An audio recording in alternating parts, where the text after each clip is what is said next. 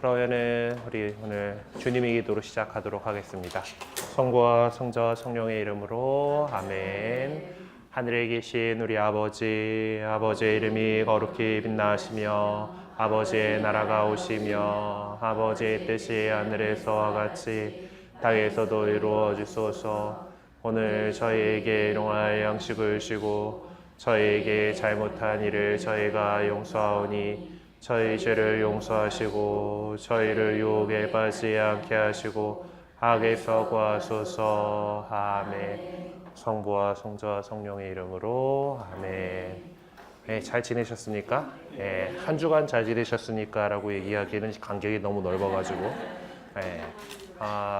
그래요. 성삼일 지내고 이제 벌써 부활 4주가 됐는데, 그러니까 4주일 만에 만났다라는 얘기겠죠? 예, 저도 여러분 덕분에 연례피정 잘 하고 왔고 또 이렇게 어린이날 대체 공휴일이어가지고 되게 좋더라고요. 쉬니까. 예. 그러고 이제 또 이제 만나게 됐습니다. 그래요. 지금 우리는 6장에 있는 종교의식 또는 예배에 대한 내용을 이렇게 하고 있어요. 초기교회 신자들이 어떤 식으로 모여서 종교의식, 전례를 거행했는가에 대한 이야기들을 하고 있습니다. 전례, 하나님 백성의 공식적인 예배, 공적인 예배인 전례 행위들에 대해서 이야기를 하고 있는데 그 가운데에 지난 시간에는 이제 같이 먹는 문제, 음식 재료나 이런 것들, 정결례, 옛날 구약 시대의 정결례가 있었기 때문에 거기에 대한 어떤 저항감하고 이런 얘기들이 있었었죠. 네. 그래서 지금 시작하면서 몇 분들하고 얘기를 하다 보니까 제가 지금 살이 빠진 것 같다는 둥 이제 그래서 그렇지 않다, 내 배는 이렇게 볼록하다라는 얘기를 하면서 신부님들은 이렇게 배가 나왔을까 이렇게 하고다가 이제 젊은 애들하고 이제 밥 먹는 이야기들, 회식과 술자리에 대한 얘기들을 잠깐 하고 있었는데, 그래서 사람이 친해지고 친교를 만들어 나가는 데 있어서 같이 밥을 먹는다라는 행동은 정말 중요합니다. 그렇죠? 식구가라고 한 얘기가 있는 거, 우리가 가정 안에서 같이 이제 더 가족이라고 하는 거는 한 식구이기 때문에 더 이제 친해지는 것들이 있죠. 식구다라는, 먹는 입이 같다라는 거고, 같은 밥솥에 밥을 먹는다라는 그런 것이, 그러니까 같이 밥을 먹는다라는 게 어떤 공동체의 결속력을 다지는데 중요합니다. 네, 그래서 이제 우리 교회의 전례 역시 어떻게 보면은 밥을 같이 먹는 거죠. 네, 성찬의 식탁, 말씀의 식탁에서 함께 잔치를 벌인다라는 개념으로 우리 이해를 하고 있습니다. 그래서 가장 우리 그리스도인들에게 있어서 중요한 것은 요한 바오로 2세 성인 교황님께서 말씀하신 것처럼 교회는 성체성사로 산다라고 했기 때문에 예수님께서 제중해 주신 성체성사가 이제 제일 중요한 우리 신앙생활의 중심이 되는 거죠. 성체성사를 통해서 우리가 예수님과 하나 되고 그리스도인으로서 세상에서 살아가고, 그리고 그걸 통해서 우리가 영원한 참된 생명의 빵, 영원한 생명의 빵을 먹음으로써 우리가 영원한 생명을 누릴 것이다라는 구원에 대한 확신을 갖고 그렇게 살아갑니다. 그리고 그 성체성사를 이루기 위해서 예수님께서는 사도들에게 성찬례를 제정하고 너희는 나를 기억하여 이를 행하여라 라고 하시면서 직무사제직을 교회 안에 마련을 하신 거예요. 성체성사 때를 이루기 위해서 성품성사가 존재하는 거죠. 성체성사를 받아먹기 위해서 우리는 세례를 받는 거고 또 이렇게 교회 생활을 해나가는 겁니다. 그래서 오늘은 예수님께서 성찬례를 제정하신, 성체성사를 제정하신 것에 대한 그런 여러 가지 복음서와 코린토전서의 이야기를 한번 보도록 합시다. 예수님께서 성천례를 제정하신 것에 대한 이야기는 공간복음 안에서 예수님께서 겪으시게 될 순환의 대전주곡에 속합니다. 잡히시기 그 전날 저녁 식사를 같이 하신 거죠. 그래서 이걸 최후의 만찬, 울티마 체나라고 얘기를 합니다. 성천례 제정 이야기를 순환의 대전주곡처럼 배열한 목적은 예수님께서 당신의 순환에 부여하고 계시는 의미를 전해주기 위함이었다라고 보아야 할 것입니다. 그리고 사도 바오로가 전해주는 또 성찬 제정문에 대한 이야기가 있는데, 이것은 이 성찬례를 거행하기 위해 모였을 때 일어났던 코린토 교회 안에 혼란상을 보고서 거기에 대해서 꾸짖으면서 이 이야기를 하게 됩니다. 코린토전서 11장 17절에서 34절에 나오는 건데, 그러니까 이 성찬례가 원래 이렇게 예수님께서 제정하신 건데 너네들 하고 있는 이건 뭐 하는 짓이냐라고 꾸짖기 위해서 그 꾸짖음의 핵심 근거 내용이라고 할 수가 있어요. 그래서 나누어진 빵과 잔은 그리스도의 몸과 피인데 일부 코린토 신자들은 그것을 분별 없이 먹고 마셨다라는 겁니다. 바오로가 그런 것들을 질책을 했던 것이죠. 그리고 바오로는 코린토 신자들을 그렇게 질책하면서 그가 전해받은, 왜냐하면 바오로 사도는 성찬례가 제정될 때 그 자리에 있었던 사람은 아니죠. 나중에 그리스도의 제자가 되는 사람이기 때문에 그때 같이 자신은 거기에 있지 않았어요. 그렇다라는 것은 바오로 사도도 누군가로부터 그 성찬례에 대한 이야기를 전해받았다는 거죠. 그러니까 그가 전해받은 것을 전해주었던 것이고, 그 전해받은 것을 올바로 여러분도 행하고 전해야 된다라고 이야기를 하는 겁니다. 그 전승을 그렇게 명확하게 밝히고 있는 거죠. 그래서 이 성찬례 제정에 대해서 마테오복음서, 마르코복음서, 루카복음서, 공간복음에서 이야기를 하고, 요한복음은 식사를 마치신 후 제자들의 발을 닦아주셨다라고 통하고 넘어가요. 그리고 코린토 전서에서 아까 그런 맥락에서 이렇게 나옵니다. 그래서 본문이 이제 4개가 실려 있죠. 지금 다 읽고 넘어갈 수는 없고 일단은 왔다 갔다 하면서 보면서 이 문제들을 보도록 합시다. 188쪽에 보면은 처음 이제 나오는 것들 4개의 본문들 가운데에서 동일하게 사용된 문장이나 용언들을 찾아서 적어보라 라고 되어 있어요. 자, 봅시다. 자, 제일 먼저 이렇게 보는 것이 이제 보면은 빵을 들고 예수님께서, 자, 마테오복음서 보면은 빵을 들고 찬미를 드리신 다음이라고 되어 있죠. 마르코복음서에도 보면은 예수님께서 빵을 들고 찬미를 드리신 다음이라고 나왔어요. 그리고 루카복음서에도 보면은 쭉 이렇게 보면은 루카복음서에는 보면 좀 순서가 조금 다르죠. 잔을 먼저 이렇게 마시고 또 그 다음에 빵을 들고 감사를 드리신 다음 있어요. 빵을 들고는 공통적이죠. 그 다음에 마테오가 마르코는 찬미를 드리신 다음이라고 표현하는데 루카에서는 감사를 드리신 다음, 그렇게 표현이 되어 있어요. 그리고 코린토전서에서 곧 주 예수님께서 잡히신 날 밤에 빵을 들고,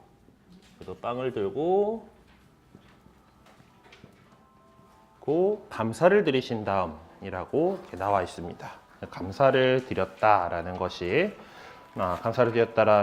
두 쪽엔 루카하고 이제 코린토전서에는 감사를 드렸다라고 표현이 되고 있고 그 앞에는 찬미를 드렸다라고 표현이 되어 있는데 그 앞에 나오는 빵을 들고라는 표현은 다 동일한 표현이죠. 자, 빵을 들고 찬미든 감사든 드리고 나서 그 다음에 하신 행동, 그것을 떼어가 마테오도 나오고 그 다음에 마르코에도 그것을 떼어라는 표현이 나오고 루카에서도 감사를 드리고 나서 그것을 떼어 사도들에게 주시고 그리고 코린토전서에서도 감사를 드리신 다음에 그것을 떼어서 주셨어요. 떼다. 예. 빵을 나누다, 빵을 떼다라는 표현은 계속해서 그 우리 앞쪽에서 그 초대교회 신자들이 하던 행동들 가운데서도 있죠. 빵을 떼다. 예, 떼다라는 표현이 그리고 예, 똑같고 그 다음에 자 제자들에게 이걸 주시면서 예, 받아 먹어라 이는 내 몸이다. 근데 받아 먹어라고 예, 밑에는 마르코에는 받아라 이는 내 몸이다. 그리고 루카복음서에서는 어딨냐 너희를 위하여 내어주는 내 몸이다. 이렇게 나와 있고 뒤에 코린토전서에서도 떼어주시면 너희를 위한 내 몸이다. 그래서 그 앞에 뭐 받아라, 받아 먹어라라는 표현이 있기도 하고 없기도 하고 표현들이 좀 다르고 하긴 하지만은 그 다음에 그 빵을 갖다가 가리켜서 내 몸이다라고 하셨어요. 예. 마테오도 내 몸이다. 그리고 마르코도 내 몸이다. 루카에서도 여기 좀 앞에는 너희를 위하여 내어주는이지만 그게 내 몸이다지. 그리고 코린토전서에서도 역시 너희를 위한 내 몸이다. 자, 그리고 이제 그 잔에 대한 이야기들을 보면은 조금 뭐 모양새들이 달라요. 네. 잔을 마셔라. 이는 그 마태복음서는 죄를 용서해 주려고 많은 사람을 위하여 흘리는 내 계약의 피다.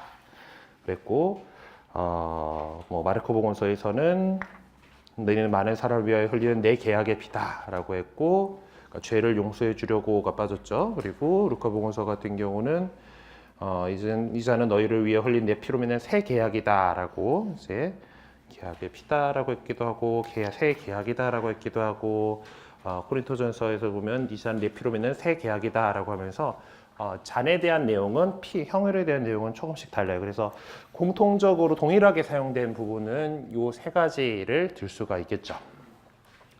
자, 그럼 다음번 그 문제가 바로 그 얘기를 하고 있어요. 포도주를 향해서 말씀하시는 내용은 각각의 본문이 약간 다른 모습을 보여주고 있습니다.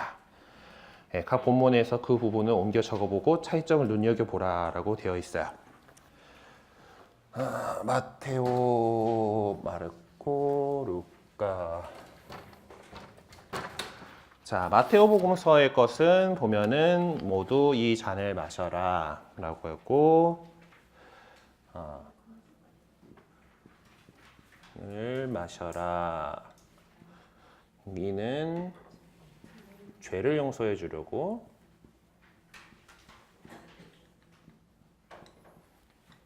많은 사람을 위하여 흘리는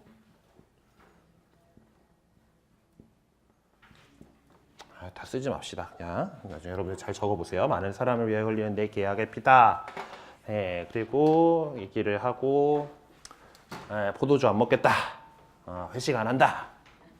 내가 니들하고 저기 하늘나라에서 먹을 때까지 회식 안 한다 이거야. 딱 이렇게 술을 끊는다는 얘기를 하셨어요. 세상에. 어쨌든 네. 이 잔을 마셔라. 죄를 용서해 주려고 많은 사람을 위하여 흘리는 내 계약의 피다라고 이렇게 얘기하셨고 마르코복음도 좀 비슷하죠. 잔을 마시는 이는 많은 사람을 위하여 흘리는 내 계약의 피다라고 얘기를 하셨어요. 그러니까 앞에 마테오복음서하고 보면은 이 잔을 마셔라라는 내용이 조금 없고 죄를 용서해 주려고 라는 내용이 없어요. 많은 사람을 위해 흘리는 내 계약의 피다라고 얘기를 하셨어요. 뒤에 또 술 안 먹겠다는 얘기는 또 똑같죠. 그리고 루카복음서 같은 경우는 앞쪽에서 잔을 나누어 마시면서 그러면서 니들하고 하늘나라에서 먹을 때까지 회식 안 해 라고 이렇게 하셨고 그 다음에 그 잔을 이제 들어서 말씀하시는 이 잔은 너희를 위하여 흘리는 내 피로 맺는 새 계약이다 라고 얘기를 하셨어요. 자, 그리고 코린토전서에 가보면은 잔을 들어 말씀하셨다고 이 잔은 내 피로 맺는 새 계약이다. 지금 보면은 루카복음서의 내용하고 코린토전서의 내용하고가 좀 비슷하죠. 비슷하고 마테오 복음하고 마르코 복음하고가 비슷해요. 아까 그 빵에 대해서도 빵을 들고 난 다음에 찬미를 드리셨다라고 마테오 마르코가 같고, 그리고 감사를 드리셨고 하면서 루카하고 고린토전서하고가 내용이 이렇게 같은 것을 볼 수가 있습니다. 네, 각 본문에서 예수님을 빵을 향해 말씀해 주신 어떤 행동을 하셨는지 전해주는 데가 그 내용이죠. 지금 설명을 해버렸어요. 네, 그렇죠.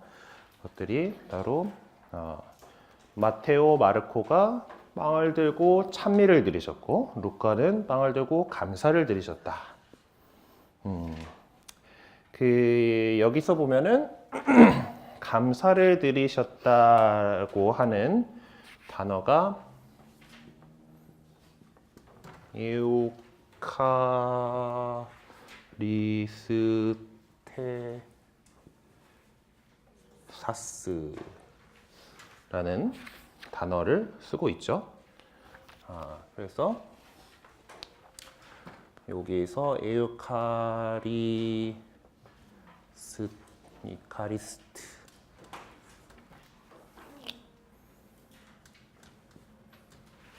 아니면 여기다가 이렇게까지 쓰면은 유카리스티아라고 쓰면은 보통 우리 성찬례를 얘기할 때 감사 기도하죠. 성찬 제정문이 그 미사관에서 성찬 제정문에 나오는 그 기도를 감사 기도라고 하죠. 예, 그걸 가리키는 단어가 유카리스티아예요. 감사 기도, 감사제 그래가지고 성공회의 경우에는 지금 우리 미사에 해당하는 그들의 이제 전례를 갖다가 감사 성찬례라고 표현을 해요. 이 유카리스티아를 좀 더 이제 강조해가지고 번역을 한 거죠. 그래서 이게 그 성체 성사를 나타내는 단어이기도 해요. 유카리스티아로 해가지고. 예. 등 각각의 복문이 빵을 향해 하는 말씀을 전해주지만 우리가 본 것처럼 마테오하고 마르코와 같은 모습이고 루카와 바오로가 동일한 모습을 보여주고 있습니다. 그러니까 이 루카가 하고 바오로가 사용하고 있는 감사를 드리다라는 동사 이우카리스테오가 지금 이제 성찬례를 지칭할 때 사용하는 동사로 사용되고 있다라고 얘기를 해요. 그래서 우리는 이 동사를 통해서 우리 성찬례가 하나님께서 베푸신 은혜에 대해서 감사하는 행위다라는 것을 알 수 있죠. 그래서 이제 성찬 제정문이 있는 데가 감사기도라 그랬잖아요. 미사 안에서 감사기도 해가지고 감사기도 1양씩, 2양씩, 3양씩, 4양씩 이렇게 있고 뭐 또 여러 가지 이렇게 선택할 수 있는 거가 많은데 감사기도 하기 전에 그 신부님이 삼중다 주님께서 여러분과 함께 또한 사제의 영과 함께 마음을 높이 주님께 올립니다. 우리 주 하나님께 감사합시다. 마땅한 옳은 일입니다. 한 다음에 쫙 이렇게 그날 전례의 어떤 중요한 포인트들을 또 이렇게 감사송이라고 하는 거 하죠. 우리 번역에는 감사송이라고 번역을 해놨는데 라틴 말로 보면은 프렉스 이게 같은 어쨌든 프리파시오 프리파시오인가 프리파시오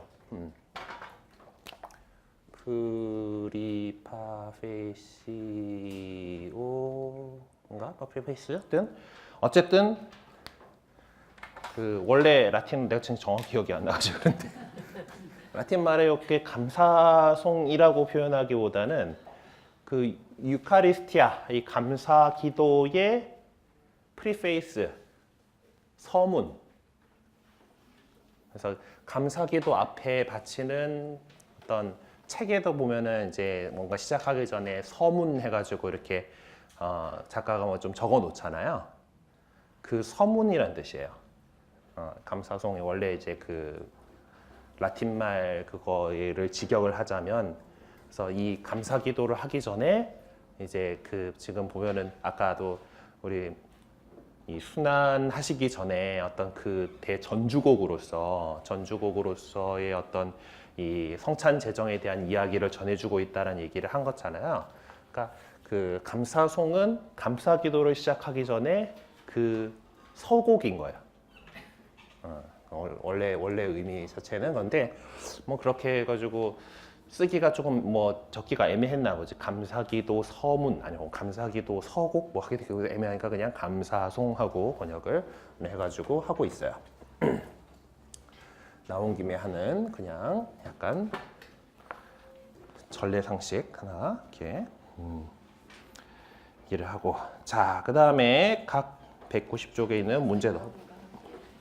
네, 아니요, 그 뒤에 나오는 그 보면은 뭐 이제 감사의 성령 땅 참미하게 옳은 일이 없냐이다 하고 막 쫙 이렇게 하고 나서 이제 모든 천사와 뭐 성인들과 함께 뭐 큰 소리로 찬양하나이다 하고 거룩하시도다 이렇게 하고 하잖아요. 이제 그 부분이, 그 부분 전체가 이제 감사 기도를 하기 위해서 우리 마음을 막 끌어올려 나가는 거예요. 그러니까 그 에피타이저 서문, 이쪽에서 이렇게, 그래서 그 내용들이 또 이제 전례 시기에 맞춰 가지고 여러 가지 선택할 수 있는 것들이 내용이 많아요. 그래서 좀 꼼꼼하게 이제 이 그 감사송을, 저 같은 경우는 미사 하기 전에 제가 가가지고 오늘은 무슨 감사송을 써야 되겠다를 선택을 하거든요. 그러니까 말씀하고 맞춰가지고 이제 그런 것들을 선택하기도 하고, 수녀님 펴준 거 그냥 하시기도 하고 뭐 보통. 네. 근데 어쨌든 그 전례 안에서 어쨌든 우리가 이 부활 시기에 그 맞는 뭐 연중 시기 어떤 거에 맞는 이런 그 감사송들이 많이 마련되어 있어요. 그래서 그거를 잘 선택해서 신자들에게 이렇게 줄 수 있으면은 참 좋죠. 그리고 뭐 꼭 그게 뭐 정확하게 안 맞더라도 날짜별로 돌아간다 하더라도 다 우리에게 좋은 그 말씀들로 되어 있으니까 그 감사송 할 때도 많이들 전례문에 여러분들이 귀를 기울이고 또 전례문을 가지고서 묵상하는 것도 되게 좋은 기도가 돼요. 그 내용들을 잘 알고서 미사에 참여한다라면은 더 깊게 같이 그 신비 안으로 들어갈 수가 있죠. 자, 그래서 넘어가 봅시다. 각 본문에는 예수님께서 잔을 향해 말씀하시기 전에 또 어떤 행동을 하셨는지를 전해주는데 그 내용을 적어보고 또 차이점을 잘 살펴보자 라고 되어 있어요. 자, 잔을 들고 나서 잔을 드시고 이제 에 대한 내용들을 봅시다. 마테오복음서 보면은 여기는 잔을 들어 감사를 드리신 다음 제자들에게 주시며 잔을 들어서 감사를 드렸어요. 여기서는 이제 빵 들고는 찬미를 드리고 잔을 들어서는 감사를 드리고 오죠. 마르코복음서도 마찬가지로 잔을 들어 감사를 드리신 다음 제자들에게 주시니 거두 그것을 마셨다라고 감사를 드리셨다라고 표현을 하고 있어요. 자, 루카복음의 경우에는 봅시다. 같은 방식으로 잔을 들어 마련하셨다. 만찬을 드신 뒤에 같은 방식으로, 그러니까 앞에서 감사를 드리고 라는 표현을 썼기 때문에 그렇게 하신 대로 하셨다. 그러니까 결국 감사를 드리신 내용이죠. 그리고 코린토전서에도 만찬을 드신 후에 같은 모양으로 잔을 들어 말씀하셨다라고 이렇게 표현을 하고 있어요. 같은 방식으로 잔을 들어라고 이렇게 하고 있어요. 그래서 마테오와 마르코는 같은 표현을 쓰고 이제 그것도 빵을 향해 말씀하실 때 보여주셨던 모습 같은 모습으로 감사를 드리다라는 유카리스티아스를 쓰고 있고, 루카와 바울은 다른 표현을 쓰고 있지만은 결국 같은이라는 그런 거니까 결국 감사드리다라는 그런 표현을 쓰고 있는 거예요. 그래서 이제 어떤 전승의 차이점을 느낄 수가 있죠. 그러니까 마테오하고 마르코가 이제 받았던 전승은 빵 들 때는 찬미 드리고 잔 들 때는 감사드렸고, 그리고 루카하고 바오로가 받아들였던 전서에는 빵 들 때 감사드리고 잔 들 때도 같은 모양으로 이렇게 하셨고, 이렇게. 그래서 전승의 차이를 좀 볼 수가 있습니다.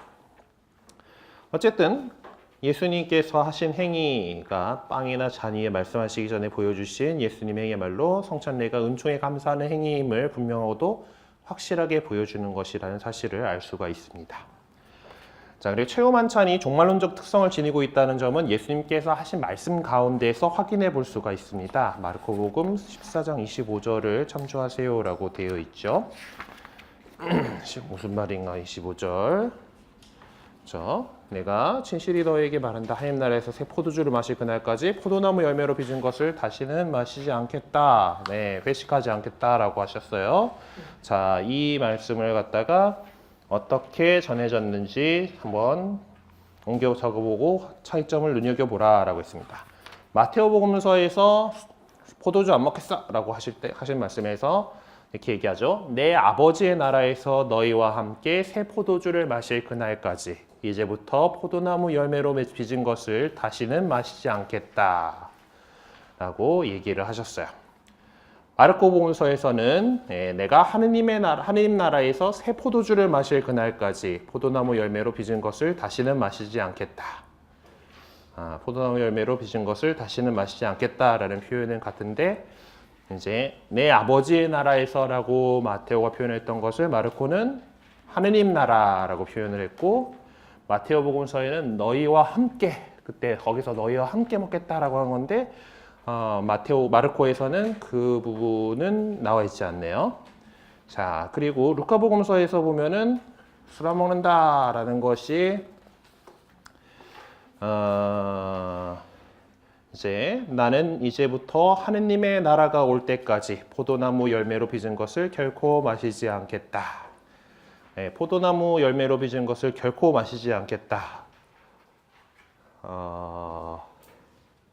이 부분도 좀 있네. 마테오복음서는 포도나무 열매로 빚은 것을 다시는 마시지 않겠다라고 했고 마르코복음서는 포도나무 열매로 빚은 것을 결코 다시는 마시지 않겠다라고 했고 루카복음서는 포도나무 열매로 빚은 것을 결코 마시지 않겠다라고 이렇게 하는 것들이 조금씩 다르네요. 그리고 코린토전서에서는 회식 안 한다 이거야는 없죠? 없나? 있나? 코린토 대신에 코린토전서에서는 좀 다른 부분이 있죠.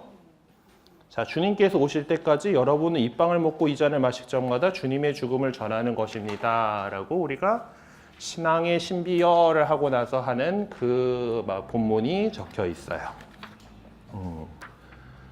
그래서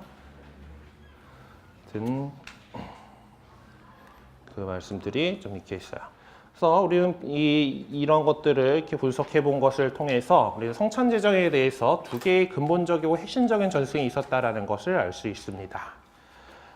여기서 살펴보고자 하는 것이 바로 이렇게 복음 전승의 문제를 이렇게 어느 정도 인식할 수 있게 되는 여러 전승들이 있었다라는 거고 그 가운데에서 지금 이렇게 편집이 된 거다라는 거죠. 그래서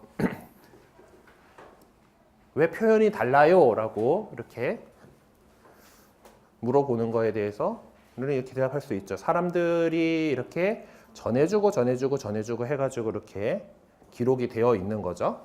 예수님 옆에서 누가 지금처럼 뭐 캠코더를 들고 찍고 있거나 녹음기를 놔두고 이렇게 해가지고 정확하게 기록을 할 수 있는 시절이 아니에요.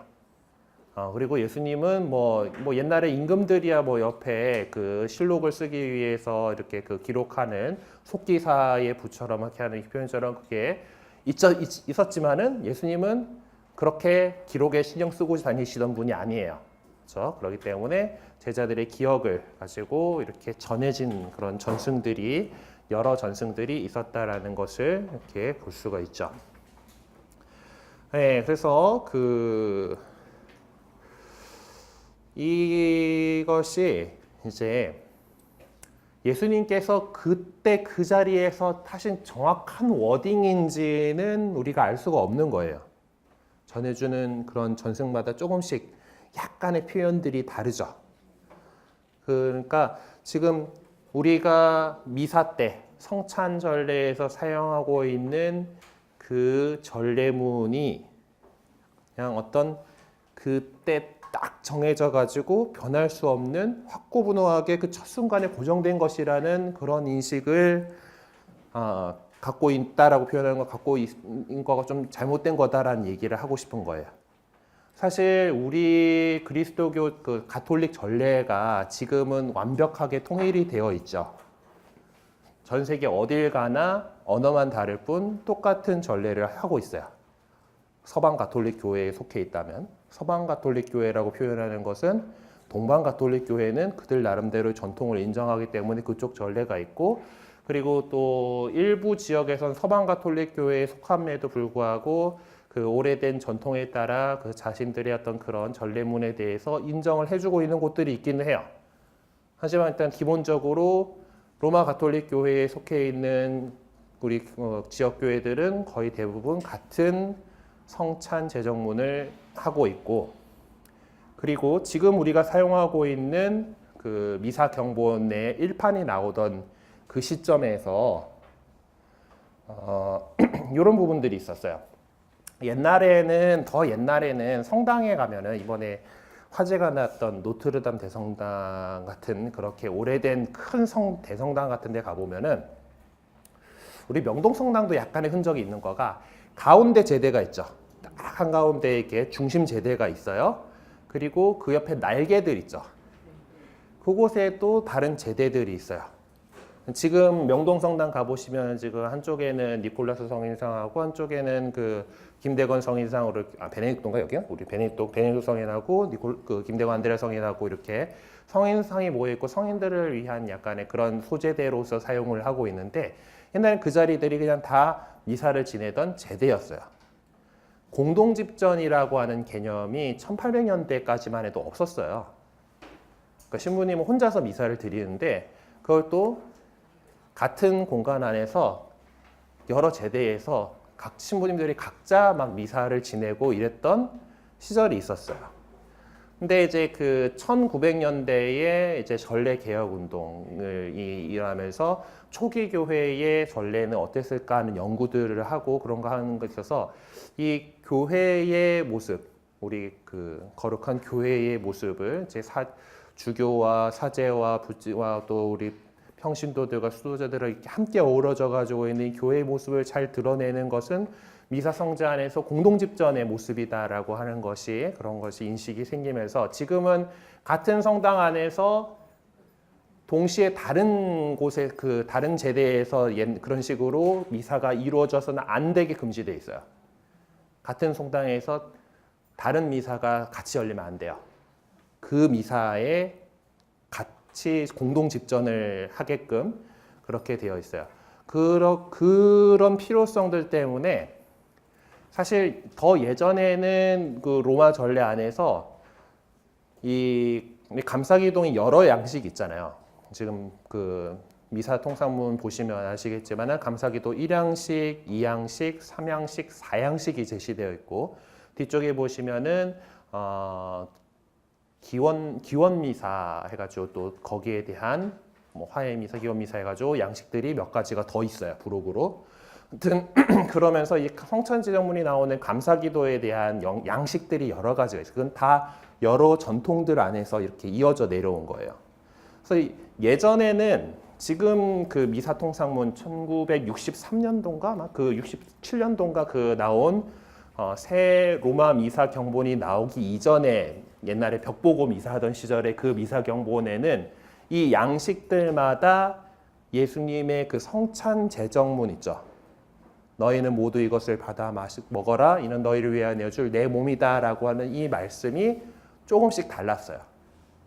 그러니까 전승들의 차이들에 의해서 그게 약간씩 달랐는데 67년, 이 연도가 좀 정확하게 기억이 안 나서 그런데 어쨌든 지금 사용하고 있는 로마 미사 경본의 1판이 나왔을 때 그때 이 예수님께서 하신 워딩을 똑같이 고정을 시켰어요. 공동집전을 해야 되잖아요. 신부님들이 같이 공동집전을 해야 되니까 요거만큼은 정확하게 외워가지고 정확하게 할 수 있도록 그 양식마다 다르던 거 갖다가 이렇게 수정을 했어요. 그러니까 지금 이거가 완벽하게 고정된 형태의 그때 예수님께서 하신 워딩이다라고 말할 수는 없는 거예요. 전승들이 이렇게 내려오다가 이렇게 했고 지금 또 교회의 어떤 필요성에 안에서 지금 현재 우리가 사용하고 있는 양식들은 그렇게 그런 식으로 고정을 시킨 그런 역사가 있어요. 네. 동방교회도 그러니까 세부적인 표현, 그러니까 그 전체적인 그 흐름 자체는 지금도 보면은 약간씩 표현이 다르긴 하지만은 같잖아요. 그런 것처럼 전체적인 맥락 자체는 똑같은 그런 흐름이긴 한데 세부적인 표현에서 약간 달라요. 뭐 그거는 이제 그 기도 그거 양식 따라서 다르죠. 뭐 성공의 거는 뭐 일곱 단으로 돼 있다던가 뭐 이런 식으로 또 다 이렇게 묵주가 이렇게 모양들이 다른 것들이 있는데 뭐 그런 것도 기도문들 기도하는 그 양식들도 다를 수 있는 거예요. 전승에 따라서 그 전통에 따라서 다를 수가 있어요. 그러니까 이게 뭐 하나님께서 딱 이렇게 뭐 서모님이 딱 나타나셔가지고 야 묵주기도 이렇게 하는 거거든 이렇게 해가지고 따다다다다 이렇게 하고 가르쳐 주신 게 아니기 때문에 우리가 기도를 이렇게 해오면서 묵주기도의 신비를 묵상하면서 주님의 기도를 하고 성모송 10번을 하는 게 좋겠어 하고 해왔던 전통이 우리 이제 로마 가톨릭 교회 안에서는 있었던 것이고 뭐 정교회 쪽에서는 조금 다른 모양으로도 그게 있었던 것이고 묵주는 기도문 개수 세는 그런 거잖아요. 그래서 그런 기도 양식에 대한 것들은 이렇게 조금씩 세부적으로 다를 수가 있어요. 하지만 그거는 어쨌든 저희 기도를 이렇게 하면서 예수님의 생애를 묵상한다라고 하는 그 목적 자체는 같은 거죠. 네. 그런 면에서 그 교회들마다 이제 이어져 내려오는 전통이 이렇게 조금씩 차이가 있었다라는 거를 오늘 우리가 이 복음서 안에 전해져 있는 이것들의 모양이 약간씩 세부적으로 다른 것들을 통해서 볼 수가 있는 거예요. 그래서 뭐 이렇게 그래서 이 두 가지 좀 크게 두 가지 다른 전승이 내려오고 있다라는 볼 수가 있죠. 그러니까 마르코 복음서가 전하는 전승과 바오로가 전하는 전승 두 가지로 볼 수가 있어요. 마테오 복음서 저자는 마르코 전승 내용을 갖다 쓰면서 조금 더 세부적인 다른 내용들을 첨가하고 있는 모습을 볼 수가 있어요. 그래서 마테오하고 마르코가 같은 전승을 받아들여 가지고 그 성찬례 부분을 정리했다라는 걸 볼 수가 있고요. 바오로가 전한 전승은 루카복음서 저자는 마르코 복음서의 전승을 토대로 바오로의 전승을 보완해서 자기의 본문을 구성하고 있다고 볼 수가 있습니다. 왜냐하면 이제 바오로가 전해주는 그 코린토전서에 있는 전승에 비해서 그 마테오 마르코가 전하고 있는 전승에 나오는 회식 안 할 거야가 들어가 있죠. 예, 그래서 포도나무 열매로 빚은 것을 결코 마시지 않겠다라는 그런 것들이 루카에 전해지고 있는 걸 보면은 약간 좀 그런 식으로 보완한 것이 아닐까라고 볼 수가 있습니다. 자, 넘어가서 성찬례 제정에 관해서 구약 성경의 배경이 어떤 것인가라는 것을 좀 살펴봅시다. 바오로 전승과 이제 루카 복음서의 전승에는 잔을 향해서 내 피로 맺는 새 계약이라 말씀하고 계시죠. 자, 이것은 구약 성경의 예레미야서에 뿌리를 두고 있는 것입니다. 예레미야서 31장 31에서 34절이 거기에 해당하는데요. 자, 본문 봅시다. 보라, 그날이 온다. 주님의 말씀이다. 그때 나는 이스라엘 지방과 유다 지방과 새 계약을 맺겠다. 새 계약에 대해서 언급을 하셔요. 그것은 내가 그 조상들의 손을 잡고 이집트 땅에서 이끌어 나올 때 그들과 맺었던 계약과는 다르다. 그들은 내가 저희 남편인데도 내 계약을 깨뜨렸다. 주님의 말씀이다. 그 시대가 지난 뒤에 내가 이스라엘 지방과 맺어줄 계약은 이러하다. 주님의 말씀이다. 나는 그들의 가슴에 내 법을 넣어주고 그들의 마음에 내 법을 새겨주겠다. 그리하여 나는 그들의 하느님이 되고 그들은 나의 백성이 될 것이다. 그때는 더 이상 아무도 자기 이웃에게 아무도 자기 형제에게 주님을 알아라 하고 가르치지 않을 것이다. 그들이 낮은 사람부터 높은 사람까지 모두 나를 알게 될 것이기 때문이다. 주님의 말씀이다. 나는 그들의 허물을 용서하고 그들의 죄를 더 이상 기억하지 않겠다. 는 이 새 계약에 대한 그 옛 계약에 반해서 새 계약을 맺으시겠다라고 하는 그 사성 그 전승이 이제 새 계약이다라고 표현하신 그것에 이제 들어가 있는 거예요. 바오로와 루카 전승에서는 살과 피의 특징을 너희를 위하여라는 표현을 써서 강조를 하고 있는데 이 부분은 이사야서에 뿌리를 두고 있는 것입니다. 신학적으로 볼 때 이사야 53장은 예수님의 죽음을 주님의 종으로서 자기 자신을 선물로 내어주는 것으로 묘사하는 근거가 되고 있어요. 이사야서 53장 12절의 내용들이 그것이 해당하는 거죠. 그러므로 나는 그가 귀인들과 함께 제 몫을 차지하고 강자들과 함께 전리품처럼 나누게 하리라. 이는 그가 죽음에 이르기까지 자신을 버리고 무법자들 가운데 하나로 헤아려졌기 때문이다. 또 그가 많은 이들의 죄를 메고 갔으며 무법자들을 위하여 빌었기 때문이다.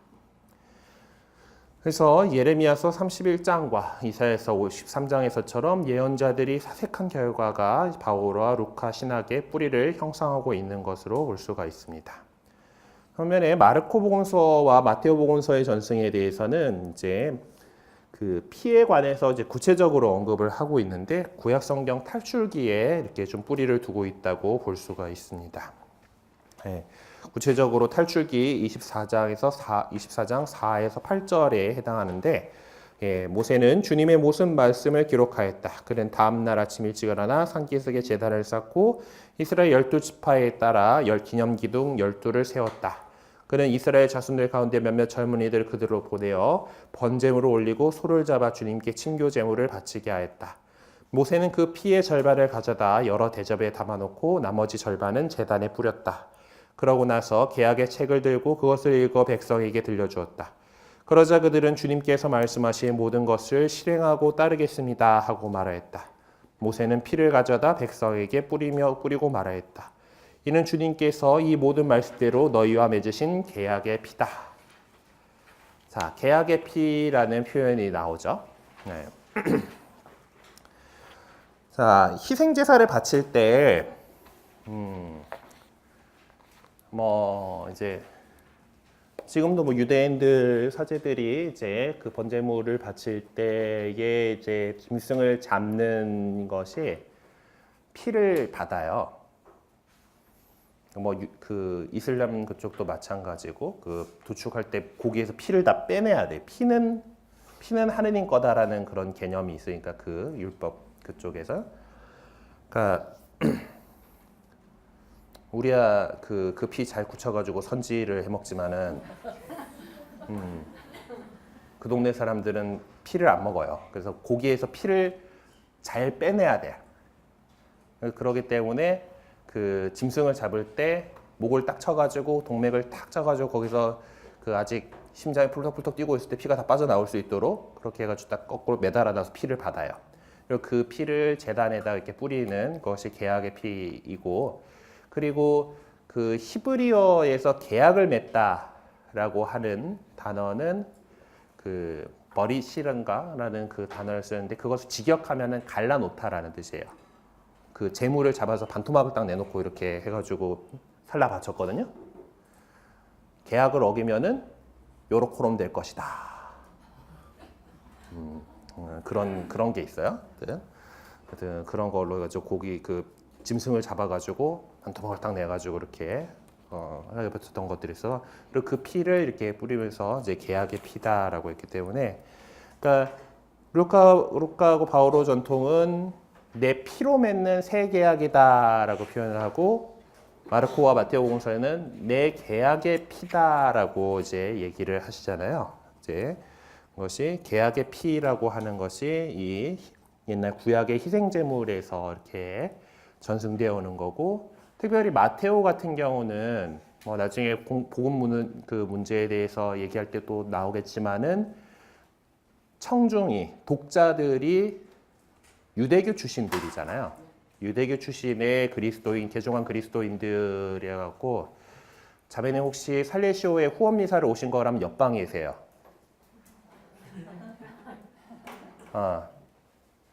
제가 뵙던 분이 아닌 것 같은데 우리 살레시오에 후원 미사 오셨으면 저기 옆에 방이에요. 예. 올해 지금 양쪽이 바뀌어 있어가지고 좀 헷갈리시는 분이 많은 것 같은데. 예.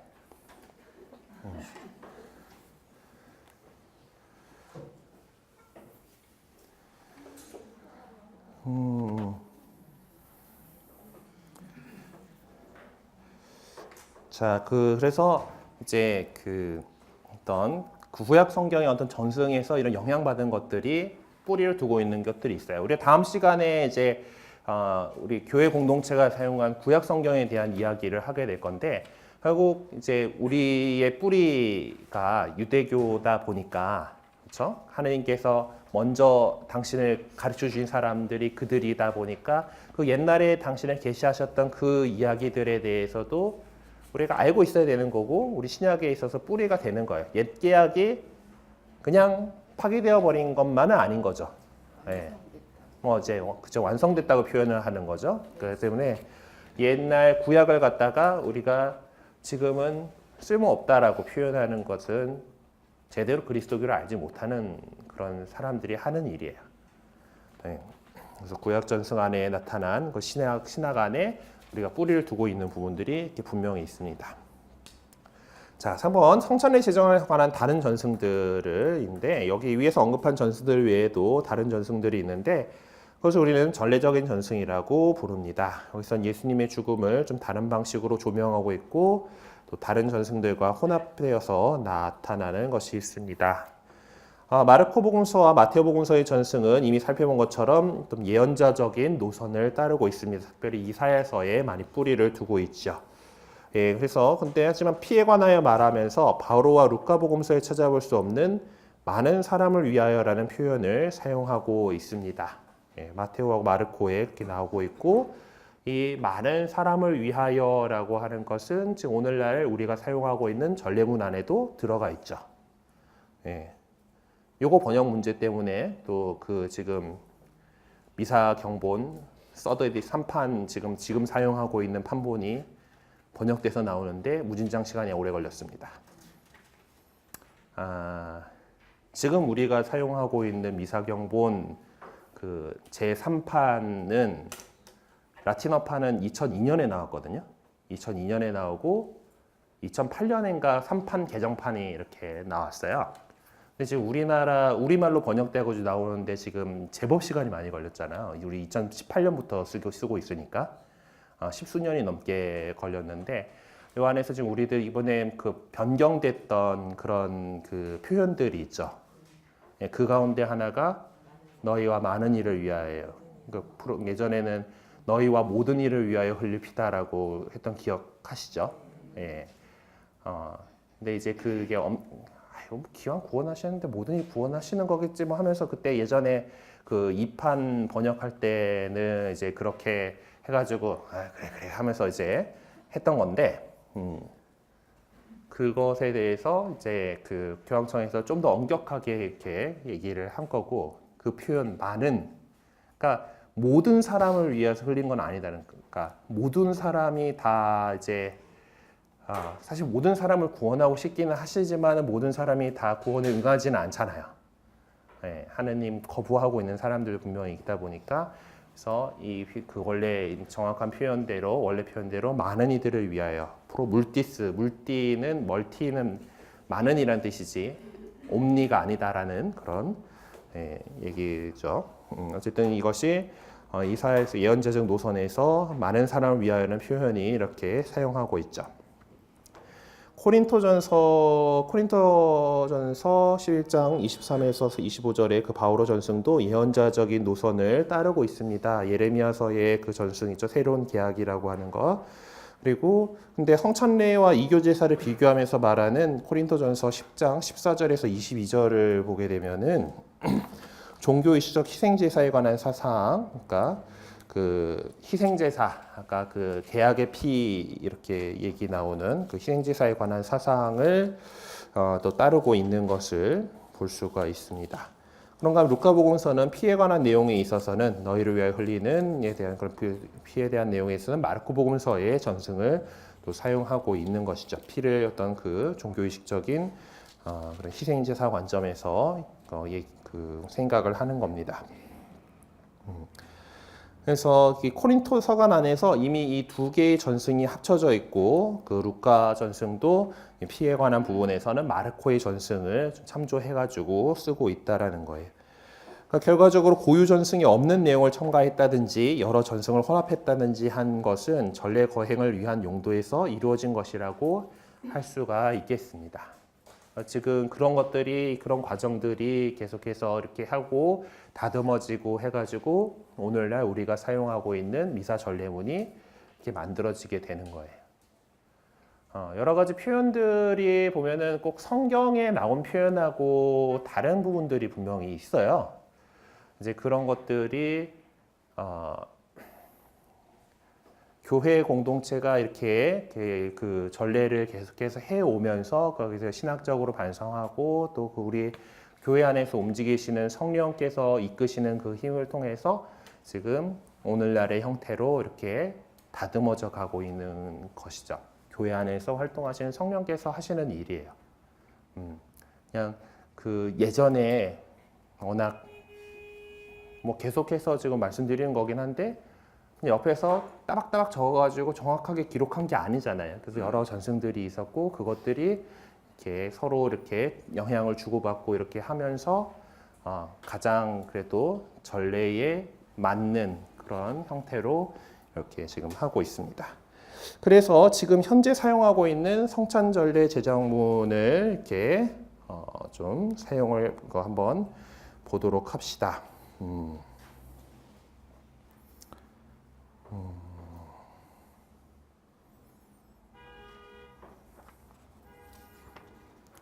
내가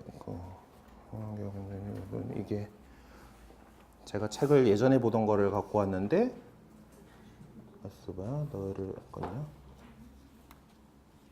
모든 일을 위하여 옛날 거로 돼 있네. 그렇죠? 그러면은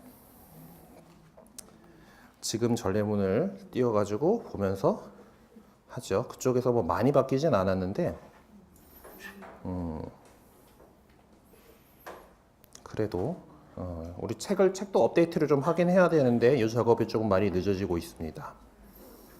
미살레 미사경본 아니다. 미사 통성문 쪽에 보면 되지. 감사기도 감사송 감사기도 이양식. 자, 감사기도 이양식이 이제 제일 우리 많이 사용하죠. 왜냐하면 제일 짧으니까. 1양식이 이제 로마 그 전문이라 그래가지고 이제 우리가 이제 로마 교회 전통을 따르고 있잖아요. 로마 교회에 전통적으로 사용되던 성찬 그 감사 기도문 양식이고 제2양식도 참 오래된 양식 가운데 하나예요. 근데 조금 이제 짧고 내용이 간결하죠. 그리고 제3양식은 아마 이게 그 전례개혁 운동을 하던 그 즈음에 상당히 좀 새롭게 작성된 양식인데 제 3양식의 표현들이 참 아름답습니다. 저는 그래서 3양식을 참 좋아하는 편이고 그래갖고 이제 미사할 때 촛불 개수에 따라서 2개와 1개가 켜져 있을 때는 2양식을 쓰고 3개가 켜져 있으면 3양식을 쓰는 편인데 하여튼 대부분 아마 본당에서 보시면은 별 큰 날이 아닌 이상 그냥 2양식을 쓰실 거예요. 제일 짧으니까. 기도부에 길게 하시는 거는 3양식에서. 그러니까 조금 길다 싶으면 3양식이고 더 길다 싶으면 1양식일 거예요. 1양식은 보통 이제 많이들 쓰시는 때가 성모교의 그 주님 만찬 미사에는 좀 1양식의 고유 기도문들이 제시되어 있고 그러다 보니까 1양식 쓰시는 신부님들이 많이 있는 것 같고 그때는 그리고 부활 밤미사라든가 성탄 밤미사 같이 이제 좀 그런 큰 대축일에는 그래도 1양식 쓰시는 분들이 많이 있어요. 1양식에는 좀 특징적으로 나오는 것들이 성인 이름들이 많이 나와요. 그래서 쭉 하다가 이렇게 하고 그리고 동작들도 조금 뭐 이제 손 벌렸다가 손 모았다가 뭐 어떨 때는 가슴도 두들기고 뭐 하늘을 우러러 뭐 이렇게 여러 가지 동작들이 좀 많이 있고 2양식하고 3양식이 조금 더 풍성하긴 하지만은 큰 구조 자체에선 별 차이가 없고요. 4양식 같은 경우는 좀 여기는 그 앞에 하던 감사송 있죠. 감사송이 4양식은 거기에 제시되어 있는 고유 감사송을 사용을 하고 좀 그 기도문의 내용이 천지 창조부터 시작해가지고 구세사 전체를 한번 쫙 훑어요. 그렇게 해가지고 그 이야기가 이제 그 감사 기도가 좀 더 많이 이제 좀 그 스케일이 크달까 이게? 근데 1양식이 제일 길어요. 길기는 1양식이 제일 길고 이제 4양식이 그 다음이고 3양식이 그 다음이고 2양식이 제일 짧은데, 하여튼 그 4양식 같은 경우는 이제 천지창조로부터 시작해가지고 이제 이제 구세사를 한번 쫙 훑기 때문에 이제 많이 사용하는 거가 이제 뭐 본당에서 혹시 뭐 이제 성서 공부하는 모임들이 뭐 개강미사를 따로 뭐 이렇게 그 그루본들끼리 한다. 뭐 그러면은 그럴 때쯤 이렇게 사용을 해주는 경우들이 있어요. 사양식 같은 경우는 좀 그 앞에 감사송도 그 사양식 전용 거기에 있는 거 그냥 써야 되고 하는 거라서 어떤 전래 시기에 맞춘 감사송을 사용하는 게 아니다 보니까 이제 그런 모임들에서 이렇게 사용하고 있습니다. 다시 돌아가가지고 성찬기도 제2양식에 제시되어 있는 그 주님의 성찬제정문 부분을 봅시다. 스스로 원하신 순환이 다가오자 예수님께서는 빵을 들고 감사를 드리신 다음 쪼개어 제자들에게 주시며 말씀하셨나이다. 너희는 모두 이것을 받아 먹어라. 이는 너희를 위하여 내어줄 내 몸이다. 땡. 저녁을 잡수시고 같은 모양으로 잔을 들어 다시 감사를 드리신 다음 제자들에게 주시며 말씀하셨나이다. 너희는 모두 이것을 받아 마셔라. 이는 새롭고 영원한 계약을 맺는 내 피의 잔이니 죄를 사하여 주려고 너희와 많은 이를 위하여 흘릴 피다. 너희는 나를 기억하여 이를 행하여라. 땡 하고 종을 외칠까요? 보세요 하는 뜻이에요. 왜 그런가 하면은 옛날에는 미사를 라틴말로 했잖아요. 네, 라틴말로 하니까 신자들이 못 알아들어요. 그러니까 신부님 뒤돌아서 가지고 혼자서 막 라틴어 갖고 하다가 이거 매우 이렇게 하는데 신자들은 그거 계속 하고 있는 동안에 육주기도 돌리고 있단 말이야. 성찬절에 제정하는 이 중요한 장면은 그래도 쳐다봐야지. 그래서 복사가 종을 쳐서 알려주는 거예요. 그래서 먼저 이제 성변화할 때 딱 이렇게 딱 할 때 땡 한번 처음 치잖아요. 그러니까 그전까지 묵주기도 하고 있다가 자 준비 땡 이렇게 해가지고 알려주고 그다음에 이렇게 뒤돌아서 이러고 있으니까 사실 뭐 신자들 안 보이잖아요. 이러다가 성체는 이제 다 예수님 몸이야 하면서 이제 딱 이렇게 들어 높여가지고 보여주는 거예요. 봐야지 보여주는 거니까 종 딱 치고 땡 하고 내려놓으면은 절해야 되니까 땡 하고 치고. 예. 그래서 오늘날의 미사에 있어서는 종이 있으면 좋지만은 없어도 상관은 없어요. 다들 우리말로 알아듣고 있는 중이기 때문에 또 쳐줄 수 있는 봉사자가 있으면은 쳐주는 게 좋고. 예. 그 재미있는 이야기들 중에 이런 거 있잖아요. 복사회가 이렇게 딱 했는데 수녀님이 종을 안 갖다 놓은 거야. 어떡하지 하다가 땡 입으로 땡 네. 했다는 얘기가 있는데 네, 오늘날에는 이제 종이 필수 요소는 아니지만은 옛날에 이 전통 속에서 그리고 또 그 땡 하는 그 울림이 있는 게 좋잖아요, 그렇죠? 딱 이렇게 바라볼 수 있고 함께 이렇게 절할 수 있는 건데 어쨌든 지금의 본문이 어떤 전승을 따르고 있는지 그 내용이 무엇인가를 좀 살펴봅시다. 자, 너희는 모두 이것을 받아 먹어라. 너희를 위하여 내어줄 내 몸이다라고 하는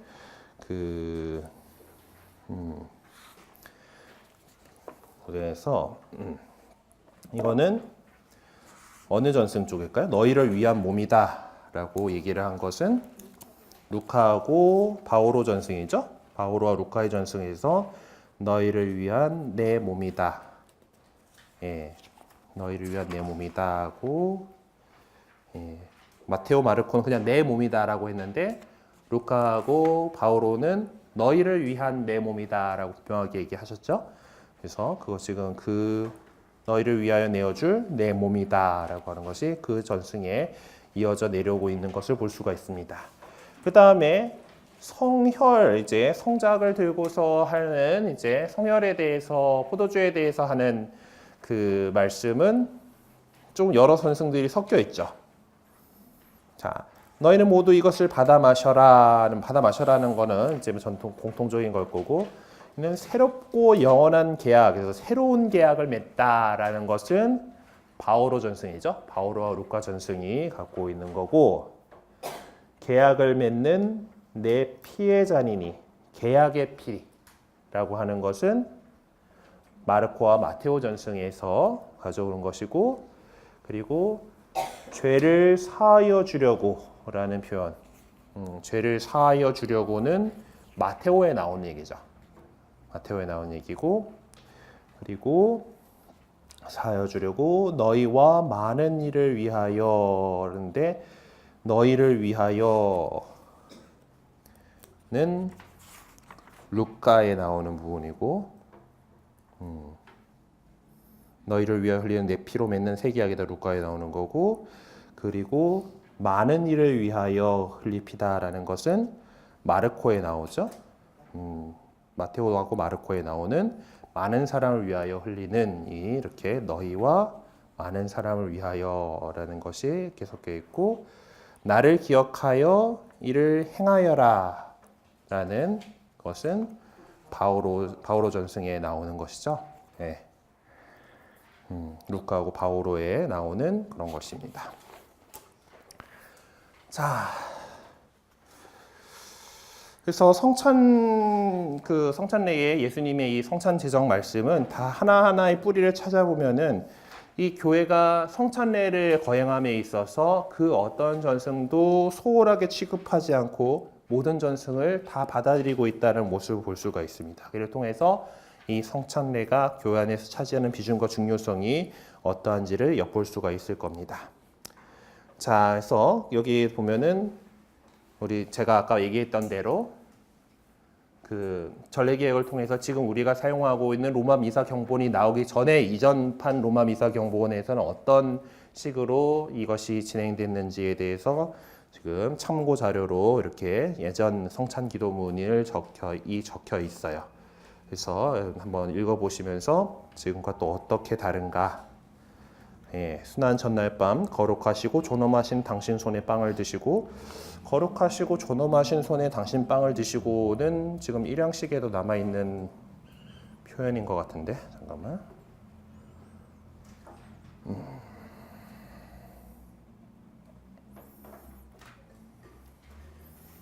일양식은 이제 중간 그 날짜 따라서 뭐가 바뀌는 게 많아가지고 시모님들도 헷갈립니다, 되게. 그래서 이제 그 가다가 이제 공통적으로 하는 게 있는데, 이제 뭐 파스카 성삼일에는 뭐 성탄 때는 뭐 무슨 때는 뭐 해가지고 또 이제 거기에 표현들이 싹 바뀐 것들이 주르륵 있어가지고 이게 쭉 내려오다가 여기로 갔다가 다시 여기로 돌아와서 뭐 이렇게 하는 것들이 있어가지고, 저도 이제 일양식을 써야 된다 그러면 거기다 포스트잇 갖고 여기 X표 딱 그어놓고 이쪽에 요거야 하고 이제 이 다음에 다시 일로 가세요 하고 화살표 막 그어놓고 이제 그렇게 해요. 예수께서는 순환 전날 거룩하신 손에 빵을 드시고, 존엄하고 거룩하시고를 어디서 본 것 같은데 넘어갑시다. 하여튼 식사 모양에 정하시고, 일양식에는 이제 이렇게 표현해요. 지금 거기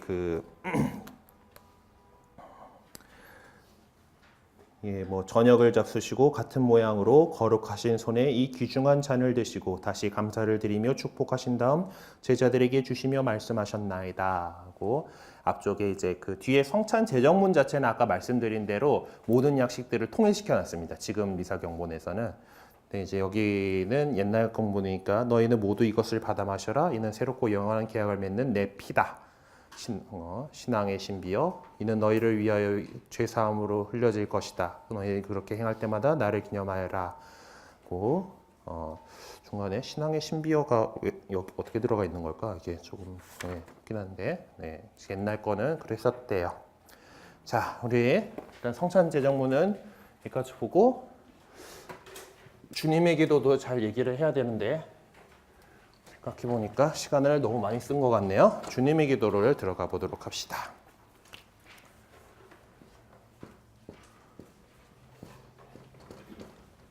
이 감사 기도가 끝난 다음에 우리는 이제 그 그리스도를 통하여 그리스도와 함께 그리스도 안에서 성령으로 하나 되어 전능하신 천주 성부 모든 성의와 영광을 영원히 받으소서라고 하는 마침 영광송을 딱 하고 신자 전체가 거기에 대해서 아멘을 크게 외치면서 이 감사 기도를 통해서 쫙 이렇게 고조되어가는 하느님께 대한 마음을 거기서 딱 한 다음에 그 주님의 기도를 이렇게 들어가면서 영성체 의식을 들어가죠.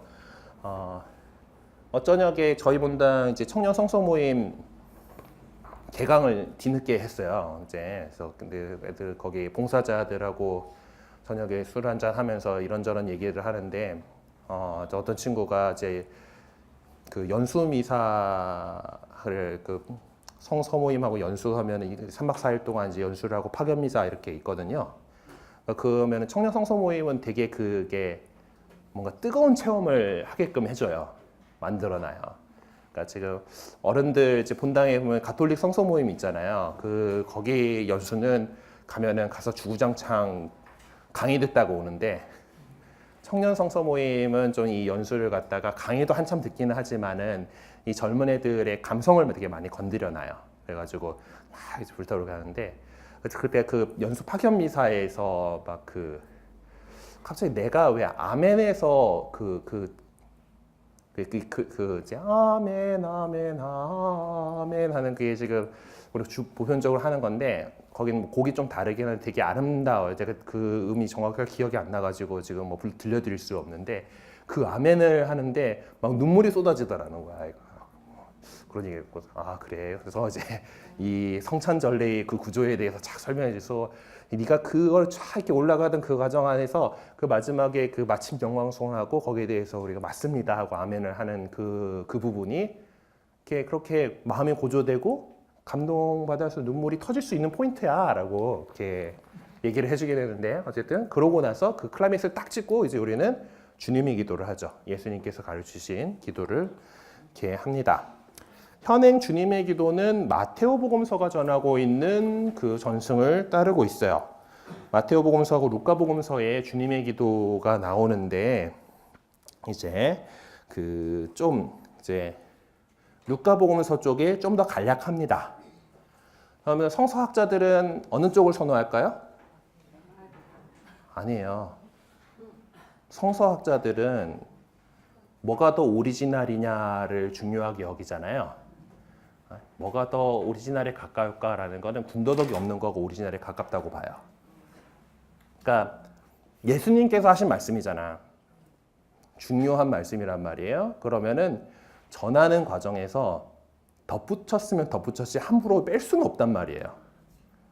그렇기 때문에 제일 간략한 하느님 말씀 보통 이제 그런 것들이 어느 사본이 더 오래됐느냐, 어느 사본이 더 예전 것이냐를 이렇게 보통 이렇게 얘기를 할 때 간결한 쪽이 더 원본이다라고 보는 경향이 있어요. 그러니까 그거는 이제 기본적으로 이게 하느님 말씀 중요하게 베껴 적다 보면은 이렇게 옮겨 적고 막 이렇게 계속해서 이게 옮겨 적고 해가지고 전해졌을 텐데 그러다 보면은 실수 안 하려고 노력하겠죠. 하느님 말씀인데. 그러면서 함부로 빼먹을 수는 없단 말이에요. 하다가 이제 그 뭔가 더 필이 하느님의 그 막 이게 충만해져가지고 더 갖다 적으면 더 갖다 적었지, 이제 빠지진 않아요. 그래서 간결한 게 더 예수님께서 하신 기도에 가깝다라고 학자들은 그렇게 봐요. 하지만 지금 전례에서 우리가 교회가 선택해서 사용하고 기도문으로서 사용하고 있는 것은 마테오복음서가 전해주는 그 전승이에요.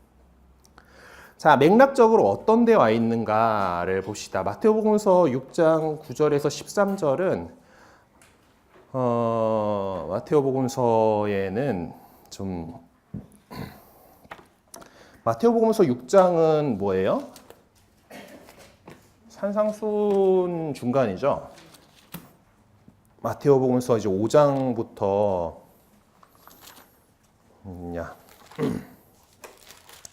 5장부터 해가지고 예수님께서 되게 그 산상설교 가운데에서 쭉 얘기를 이렇게 하시는 가운데에서 마테오복음서 6장이니까 그래서 자, 올바른 자선에 대해서 얘기하고 올바른 기도에 대해서 얘기를 하면서 자, 너희는 이렇게 기도해라 라고 주님의 기도를 가르쳐 줍니다. 그렇죠? 맥락 속에서. 그러니까 마테오복음서 6장 1절에서 18절까지 내용을 분류하고 부분의 주제를 달아놓는다라고 하면은 이제 1절에서부터 4절까지 그 성경책을 찾아보시면은 올바른 자선이라고 하는 소제목이 달려 있을 거예요. 그리고 5절부터 8절까지 해서 이제 올바른 기도라는 표현이 거기 나와 있을 거고, 이제 9절부터 15절까지 주님의 기도를 이렇게 얘기를 하고, 16절부터 18절까지에서 올바른 단식이라는 소제목이 달려 있을 겁니다. 그러니까 이런 올바르게 이제 자선을 베풀고 기도를 하고 단식을 하는 이 사람, 우리 제자들이 해야 할 어떤 그 하느님께 대한 그리고 이웃에 대한 행위들을 어떻게 하면 올바르게 할 거냐라고 얘기를 하는 가운데 너희는 빈말 막 계속하지 말고 요렇게 기도해라 하면서 기도 가르쳐 주신 것이 주님의 기도로 이렇게 나와 있습니다. 그러니까 하느님께 바치도록 가르쳐주신 주님의 기도는 하느님과 우리와의 수익적인 관계를 형성시켜 주지만 거기에서 그치지 않고 수평적인 관계로 연결되어지기를 요구합니다. 네, 수평적인 그 관계 형성을 위해서 마테오복음사가가 이렇게 요구하는 삶의 태도, 14절에서 15절을 참여하라는 것은 너희가 다른 사람의 허물을 용서하면 너희 아버지께서 너희를 용서할 것이다. 그러나 너희가 다른 사람을 용서하지 않으면 아버지께서도 너희의 허물을 용서하지 않을 것이다. 그래서 하느님하고의 그 내가 용서받기를 원한다라면은 너희가 형제들 사이에 용서해줘라라는 거죠. 주님의 기도 안에서 그거죠. 저희가 저희에게 잘못한 일을 저희도 용서하듯이 저희 죄를 용서하시고, 그것을 한번 다시 강조를 하고 있어요. 자, 루카복음서에서는 이제 11장 루카복음서 11장 1절에서 13절까지의 표현들은 요 맥락은 이제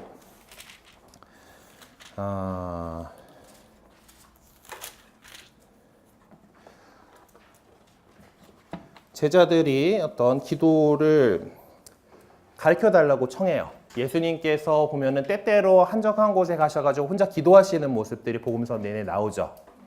중요한 순간순간마다 외딴 곳에 가셔서 기도를 하세요. 자, 그래서 루카복음서를 보면 1장 1절에서 14절, 1절에서 4절, 21장 1절에서 4절에는 예수님께서 어디 가서 기도를 하고 계셔요.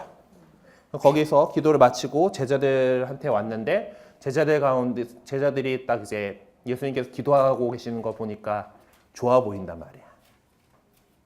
스승님, 이제 주님 요한이 자기 제자들에게 기도 가르쳐 준 것처럼 저희에게 기도하는 것을 가르쳐 주십시오라고 기도를 가르쳐 주세요라고 청해요. 그래서 예수님께서 이렇게 이르셨다. 너희는 기도할 때 이렇게 하여라 하면서 이제 주님의 기도를 얘기를 합니다. 그래서 그 아버지의 이름을 거룩히 드러내시며 아버지의 나라가 오게 하소서. 날마다 저희에게 일용할 양식을 주시고 저희에게 잘못한 모든 일을 저희도 용서하오니 저희 죄를 용서하시고 저희를 유혹에 빠지지 않게 하소서. 이렇게 해서 주님의 기도를 딱 가르쳐 주셔요. 그것이 1절에서부터 4절까지의 내용이에요. 그 다음에 11장 5절부터는 소제목 이렇게 나와 있죠. 끊임없이 간청하여라. 자, 너네가 기도 많이 해야 돼. 그러면서 비유를 통해서 하나님한테 졸라대라. 그렇게 이야기를 합니다. 계속해서 기도를 끊임없이 간청하라라고 해요. 그리고 나서 9절부터 10절은 청하여라, 찾아라, 문을 두드려라라는 소제목으로 13절까지 9절부터 13절까지 내용이 있죠. 그래서 우리가 기도할 때 끊임없이 하는 것, 그리고 그것을 하나님께 청하고 찾고 구하라는 그런 기도의 적극성에 대해서 이야기를 합니다. 그래서 이 부분 루카복음서에 보면 이 부분 전체적으로 다 그냥 기도를 어떻게 해야 되느냐에 대한 내용이에요. 그러니까 마테오복음서에서는 이것이 올바른 자선을 베푸는 것, 올바른 기도를 하는 것, 뭐 이런 그 어떤 것이 올바르게 하는 것인가에 대한 이야기를 하던 와중에 기도는 이렇게 이른다면은 루카복음서의 전승에는 기도 어떻게 해야 되나요? 라고 제자들이 질문해서 거기에 대해서 주님께서 기도 이렇게 해야 돼 라고 가르쳐 주시는 그 맥락 안에 있습니다. 자, 200쪽으로 가서 어떤 사람이 이제 기도하는 것을 가르쳐 달라고 이렇게 청했을 때 예수님께서는 어떤 상태에 계셨는가? 기도하고 계셨죠. 예. 기도하고 계셨어요. 예수님께서 그것을 기도의 모범을 보여주셨고 거기에 대해서 갈증을 느낀 제자들이 우리도 주님처럼 저희가 기도할 수 있는 기도하는 것을 가르쳐 주십시오라고 청해서 이렇게 기도를 가르쳐 주시게 돼요. 예, 주님 요한의 제자들이 자기 제자들에게 가르쳐 주는 것처럼 저에게도 기도하는 것을 가르쳐 주십시오라는 요구를 받고 예수님께서는 우리가 주님의 기도라고 부르는 기도를 가르쳐 주셨습니다. 루카복음서를 통해서 요한이 가르쳐 준 기도는 어떤 건지 우리는 알 수가 없어요. 기도를 가르쳐 줬구나. 그리고 그거를 하게끔 했구나라는 것 정도를 알 수 있는 거지. 예, 하지만 예수님께서 가르쳐 주신 기도는 그 전에 요한이나 다른 사람들이 가르쳐 준 기도하고는 달랐다라는 것을 알 수 있을 거죠. 예, 그렇다면 예수님께서 가르치신 기도의 핵심 주제가 무엇인지를 찾아보아야 그 기도의 특별한 성격을 알 수 있을 것입니다. 핵심 주제를 찾아보면 그 주체가 누구인지가 드러날 것이고 그 점은 마태복음서에도 마찬가지입니다. 그러면은 여기서 그 주체 누구한테 기도하고 있느냐? 예, 바로 시작할 때 거죠. 루카복음은 아버지의 이름이 있고, 하지만 마태복음은 거기가 아버지를 좀 더 강조해서 하늘에 계신 우리 아버지, 예. 저희 아버지든 우리 아버지든 하여튼 아버지라는 거예요. 하느님께서 바로 아버지시다. 아버지 하느님에게 우리가 기도하는 거다라는 것을 알 수가 있습니다. 자, 두 본문을 비교를 해봅시다. 각 본문이 몇 번에 걸쳐서 청원의 내용을 소개하고 있는지를 지적하라. 우리 지금 현행 주님의 기도는 7가지 청원으로 되어 있다라고 얘기를 하죠. 네, 마태복음서의 그걸 따르기 때문에 7가지의 청원이 들어가 있습니다. 루카복음서는 기도는 아버지의 이름을 거룩히 드러내시고 아버지의 나라가 오게 하시고 저희에게 일용할 양식을 주시고 저희 죄 용서해 주시고 유혹에 빠지지 말게 해주시고 5개예요. 네. 그러니까 마태복음서에는 이제 거룩히 드러내시는 건 똑같고 나라가 오게 하시는 건 똑같고 아버지 뜻이 하늘에서와 같이 땅에서 이루어지소서가 하나 더 붙고 그리고 유혹에 빠지지 않게 하시건 똑같은데 악에서 구하소서가 더 붙죠. 그래서 총 7가지가 이렇게 됩니다. 자, 그래서 공통 내용은 이제 루카복음서에 있는 내용들이 공통 내용이고 좀 차이가 나는 것들은 이제 마테오의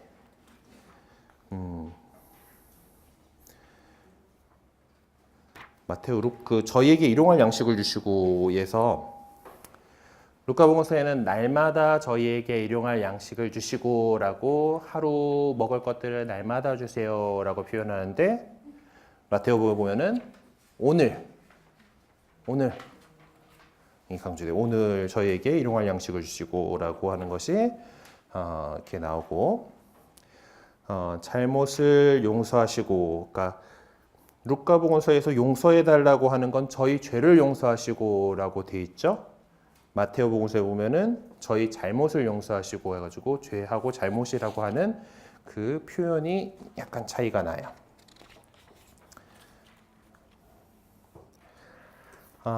그리고 이제 그 다른 내용, 그러니까 마태복음서에만 나오는 것은 아버지의 뜻이 하늘에서 같이 땅에서 이루어지소서 하고 저희를 악에서 구하소서라고 하는 내용이 더 나옵니다. 자, 그래서 마태복음서가 전해주는 주님의 기도의 의미를 좀 설명합시다. 그 의미를 이제 이해하는 데 도움이 될 수 있는 몇 가지 내용을 소개를 하려고 합니다. 아버지의 이름을 거룩히 드러내시며 라고 하는 부분인데요. 성경에서 특별히 정교의 의식적인 용도의 성경 본문들 안에서 하느님의 실존과 현존을 지칭하기 위해서 전통적으로 아버지의 이름이라는 표현을 사용해 왔다고 합니다. 하느님을 거룩히 드러내다 또는 하느님의 이름을 거룩히 드러내다라는 표현은 성경과 유다이즘 안에서 상당히 고전적인 표현에 속한다라고 할 수 있고요. 성경과 유다이즘은 하느님 또는 그분의 이름을 거룩히 드러내는 두 가지 방식을 잘 알고 있었습니다.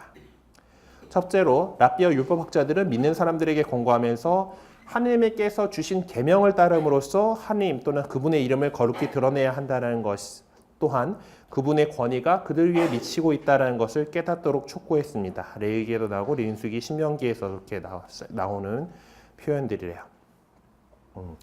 그 계명을 올바르게 실천하는 것이 우리가 이 세상에서 하느님의 이름을 거룩히 드러낼 수 있도록 하는 일이다라는 거예요. 그리고 두 번째로 예언자들은 다가올 구원의 시탁을 전하면서 하나님께서 모든 민족들이 보는 앞에서 당신 자신을 구원자요 정의로운 심판관으로 드러내 보이심으로써 스스로를 거룩하게 하실 것임을 예고를 했었습니다. 그러니까 하나님의 이름이 거룩히 빛나시며라는 것은 인간의 구원을 위해서 하나님께서 우리 인간 역사 안에 개입하신다고 하는 것, 그것이 이 점에서 핵심을 이루고 있는 내용입니다. 하나님만이 당신의 권세와 영광과 정의와 은총 안에 현존하고 계시는 분으로서 당신 자신을 드러내 보이실 수가 있는 거죠.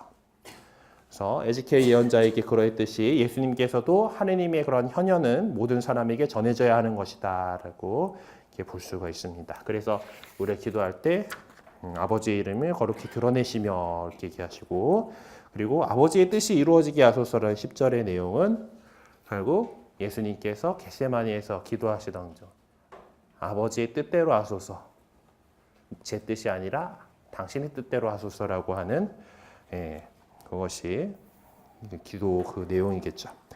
그리고 10절에는 하늘에서와 같이 땅에서도, 그러니까 하늘에서와 같이라고 하는 건데, 여기서 하늘은 그냥 저 위에 있는 하늘을 얘기하는 게 아니죠. 하느님 나라, 하늘나라라고 표현되는 하느님 아버지의 왕권, 어떤 하느님 아버지의 뜻이 통하는 곳, 뜻이 이루어지는 곳, 그 하느님의 통치가 온전하게 구현되는 곳을 하늘이라고 인식을 해왔던 거예요. 그래서 땅 또한 이 땅에서도 하느님의 통치가 이루어질 수 있도록 그렇게 되기를, 땅이 그 하늘의 모습을 닮아가야 된다라는 그런 내용을 담고 있습니다. 12절에 나오는 용서하시고, 그래서 용서에 관한 내용은 신약 성경에서 자주 만날 수 있는 주제들이죠. 특히 마테오복음서 18장 23절에 35절, 마르코복음서 11장 25절에 용서에 대한 내용이 있습니다. 그래서 특별히 그래서 하나님께 용서를 하시는데 저희에게 잘못한 일을 저희가 용서하듯이 이러면서 내가 진실로 형제를 용서할 때만이 하나님께 용서를 청하는 우리 간구가 진실하다라는 것을 드러내 보여줄 수 있다라는 것을 살펴볼 수가 있습니다. 유혹에 빠지지 않게 하시고, 유혹이라고 하는 것은 뭐 창세기 22장이나 마카베오 상권 2장 같은 데 나오는 하나님께서 어떤 특정한 대상에게 내리는 시련을 의미하는 그런 유혹은 아니에요. 그러니까 그 사탄이 이 자기 손에 미치는 곳에 있는 자를 타락시킬 목적으로 쏟아붓는 시련을 의미합니다. 악마가 끌고 가려고 하는 그 유혹이에요. 그래서 그것에 빠지지 않고라는 것은 사탄의 권세, 어떤 권세도 하나님의 위엄을 거스를 수 없다라는 사실을 깨닫고 우리가 그 사탄의 유혹에 빠지지 않도록 이렇게 하나님께 계속 청하면서 우리 스스로 노력해야 된다라는 걸 얘기하죠. 그리고 13절에 악에서 구하소서라는 것은 결국 뭐 다름 아닌 그 악, 사탄 그 자체를 지칭하는 겁니다. 그 주님의 기도 안에 담겨 있는 여러 가지 표현들이 사실상 또 구약 성경 안에 뿌리를 두고 있다라는 것을 이제 볼 수가 있습니다. 그래서 그 다음 페이지 보면은 1세기경에 사용된 유다인 기도와 주님의 기도를 비교를 해보라고 참고 문헌 쪽에 이제 18개의 축복 기도문과 카디시를 이렇게 소개를 하게 돼 있어요. 뒤에 이어지는 건데 축복 기도문에 대해서 이제 있는데. 요거를 지금 다 하기엔 또 시간도 없을 거고, 그리고 그 참 보면은 이게 그 유다인들의 기도로 이렇게 18개의 축복 기도문 시작하는 보면은 주님 제 입술을 열어주소서 제 입이 당신의 찬미를 전하오리다라는 걸로 시작을 하는데 오늘날 성물도 기도하다 보면은 그 초대송이라고 하루를 열면서 시작하는 기도의 시작이 바로 요 기도문이에요. 그래서 그런 전통들이 지금 우리 가톨릭 그리스도교 안에도 이렇게 이어져 오고 있는 것을 볼 수가 있습니다. 이 기도문들도 한번 읽어보시면서 주님의 기도하고의 어떤 유사점 또 차이점 이런 것들을 살펴보시고 읽어보시기를 바랍니다. 네, 덥네요, 그렇죠? 또 냉방도 안 된다 그러고 그 미세먼지도 많아서 창문 열어놓기도 뭐 하다 그래가지고 이렇게 하기는 했는데, 어쨌든 우리가 이제 그 하느님께 드리는 예배에 대한 여러 가지 이제 성경의 기록들을 찾아보면서 여러 전승들을 통해서 우리 교회 안에 전통으로 주어졌고 그것들이 지금 우리가 현재 사용하고 있는 형태로 이렇게 다듬어져 온 그런 역사들을 살펴볼 수가 있었어요. 뭐 예수님께서 정확하게 어떤 말씀을 하셨는지 모르겠지만은 예수님께서 보내주신 성령께서 인도해 주셔서 우리 교회 공동체가 그렇게 지금 사용하고 있는 형태로 이렇게 다듬어 갔었고 그런 내용들을 우리 지금 성찬 제정문에 대한 여러 가지 전승들 그리고 주님의 기도에 대한 여러 가지 전승들을 통해서 살펴볼 수 있습니다. 또 그런 의미들을 좀 생각을 하면서 우리가 늘 하는 미사 그리고 주님의 기도를 더욱더 그 내용을 좀 깊이 이해하고 정성껏 바칠 수 있는 우리들이 됐으면 좋겠습니다. 네. 혹시 질문하시고 싶으신 거 있으신가요? 12시까지는 한 2분이 남았기 때문에 한 가지 정도는 받을 수 있을 것 같은데. 네. 그 난방이지 안 되는 거예요. 여기요. 여기도 뭔가 고장 났는지 뭐 오늘 지금 봉사자님이 안 틀어진다고 그러시도 하던데. 예, 저도 아니요 그러진 않았었어요. 정말 됐는데 이게 그 경계에 끼인 시기가 참 제일 애매하죠. 중앙 그걸로 돼 있는 데들이 시스템 에어컨 해도 이제 이게 냉각 탑을 돌려줘야 되는 거기 때문에 그렇습니다. 저희 집 에어컨도 아직 안 나오더라고요. 사람 불러야 되는 건지 아니면 거기 뭐 이제 전화를 아직 안 해서 그런 건지 모르겠는데, 네. 여름이 너무 빨리 오고 있는 것 같아서 더 걱정입니다. 우리 또 그럼에도 불구하고 또 기쁘게 늘 살아갈 수 있기를 바라고요. 다음 주에 뵙도록 하겠습니다. 영광송으로 마칠게요. 성부와 성자와 성령의 이름으로 영광이 성부와 성자와 성령께 성령이 아멘. 성부와 성자와 성령의 이름으로 아멘. 네, 좋은 나눔 되십시오.